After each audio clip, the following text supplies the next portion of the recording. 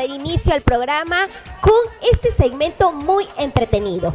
Hoy hablaremos con nuestro psicólogo que siempre nos visita, Paolo Villanueva, un tema que muchas veces no queremos tocar. Creemos de que el estar triste no es tema de conversación. No, frene ahí su coche, porque también hay que tomarle la importancia respectiva. ¿Cómo nosotros podemos afrontar la tristeza y todo lo demás? Hoy nos explica al detalle Paolo Villanueva. ¿Cómo estás? Bienvenido al programa. Muy bien, contento de abordar un tema tan natural de poder sentirlo en este caso. Y también cuestionar un poco el hecho de tener que estar siempre alegres quizás, ¿no? Cuando también podemos sentirnos tristes. Exacto, obviamente. es parte de, ¿verdad? De todas Claro. las emociones. Y así como nos sentimos felices y contentos y disfrutamos, pues también tenemos que pasar ese momento de la tristeza, ¿no? Pero ¿cómo nosotros podemos hacer útil ese proceso de la tristeza? Claro. Primero, cuestionando la emoción. De por sí se tiene la percepción de que la tristeza puede ser negativa o positiva muchas veces, pero no necesariamente tiene que ser así, sino más bien puede ser dañino o saludable. Ahora, la tristeza obviamente es dañina cuando ya afecta a diferentes áreas de tu vida. Por ejemplo, ¿no? El trabajo, en la familia, emocionalmente. Entonces, ya ahí sí es un cuadro que obviamente hay que buscar ayuda, ¿no? Hay que ver qué hacer para poder salir de esa situación. Exacto. Porque no todos lo asumimos, lo afrontamos de la misma manera que cualquier otra persona, ¿no? Puede ser que algunos se deprimen mucho más rápido y fácil y otros de repente son momentáneos y lo saben sobrellevar, ¿no? Claro. De repente, Paolo, para que el público te pueda entender un poco más y seas más claro, ¿nos puedes brindar algunos ejemplos acerca de la tristeza? Claro, situaciones sería quizá más sencillo de abordar. Pues obviamente, por ejemplo, cuando hay una ruptura, es súper natural sentirnos tristes. Probablemente dure entre una semana, un mes, 3 meses. Ya cuando hablamos de mayores tiempos también habría que hacer un cuestionamiento, ¿no? ¿Qué percepción estamos teniendo de esa relación, por ejemplo, para que no nos permita continuar con nuestra vida? Y por eso es que es tan importante, ¿no? Mientras que es funcional la tristeza, no hay problema, porque nos va a permitir más bien generar un cambio, y de eso se trata. Justamente para eso es útil la tristeza. ¿Cómo nosotros podemos identificar que nosotros simplemente estamos pasando por un proceso de tristeza o ya estamos en depresión? Bueno, es que hay tiempos. Cuando hablamos de depresión mínimo, pues ya hablamos de entre 9 a 1 año. Y cuando hablamos de depresión moderada, mayor, ya incluso hablamos de año y medio, 2 años, 3 años. Entonces, una cosa es pasar un día triste, una semana triste, gris, como también se podría decir, ¿no? Y otra cosa es ya vivir todos los días así, y todos los días de todos los meses. Entonces eso lamentablemente sí afecta, porque ya ni siquiera podemos disfrutar nuestra vida. ¿Cuánto vendría a ser lo permitido para decir, yo estoy en mi proceso de tristeza, déjeme tranquilo? Claro. ¿Cuántos días o cuántas horas? No es tan estructurado en el tiempo, no hay un tiempo específico. No hay un tiempo específico. Sí acabo de abordar justamente ya cuando hablamos de depresión, pero más que juzgarnos sería de ser compasivos con nosotros y poder observar qué es lo que está pasando, ¿no? Y qué es lo que podemos hacer, porque en realidad eso es lo más importante. Podemos sentirnos tristes, enojados, ansiosos, pero si no hacemos nada en vez de no hacer nada nos estamos juzgando y dañando todos los días o permitimos que lo hagan, pues ahí sí no vamos a salir, nos va a costar mucho más. ¿Puede ser útil el estar triste? Sí, claro. Paolo, acabo de mencionar el tema de poder generar un cambio. Ya. Si uno no sintiera tristeza ante algo que nos pasa, no podríamos hacer algo. O sea, no podríamos decir, mira, esto no me está gustando, esto no me convence, esto no va conmigo. Entonces, a partir de eso es que recién uno puede hacer algo.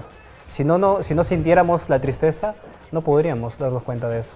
Sobre todo cuando hay una pérdida de algún familiar, de un ser querido y tienes que pasar ese proceso de luto, te mereces un tiempo para estar triste, Claro, ¿no? y un descanso incluso, y también un tiempo para poder observar qué sentimos, e incluso para eso también ya hay estrategias, ¿no? Claro, y todo depende también si es que la situación tiene solución. Exacto. El duelo, por ejemplo, no lo tiene.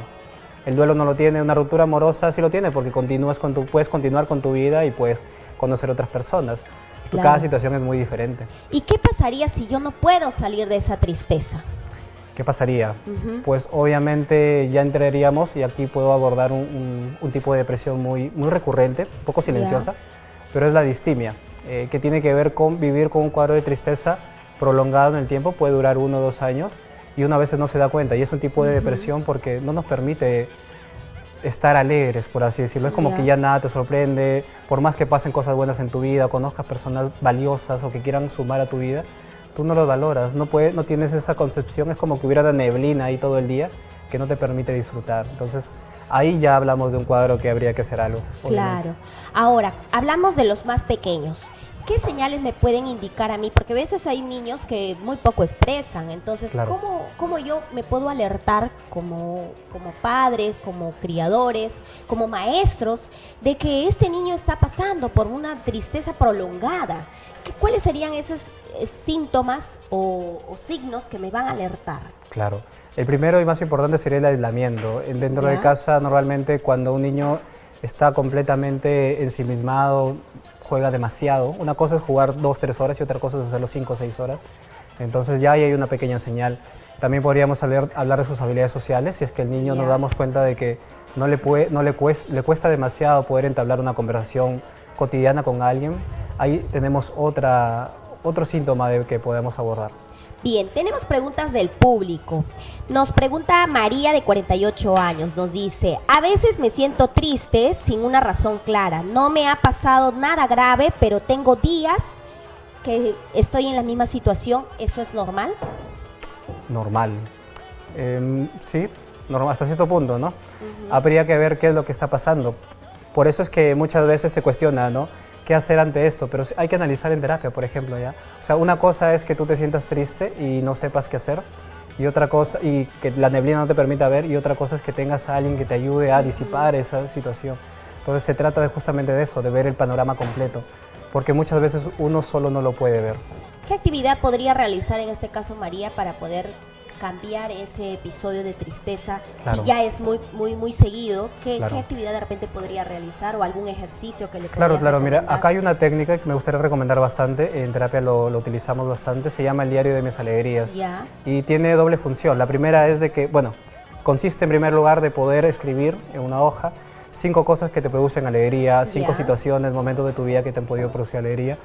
Y consecuentemente, como segunda función sería de poder nosotros ver qué es lo que podemos volver a hacerlo. O sea, parece mentira cuando uno está muy triste, es como que, wow, no puedo hacerlo, ya no hay ningún motivo, pero si visualizamos de que hemos podido hacerlo, tenemos esa oportunidad de volver a experimentar esta experiencia.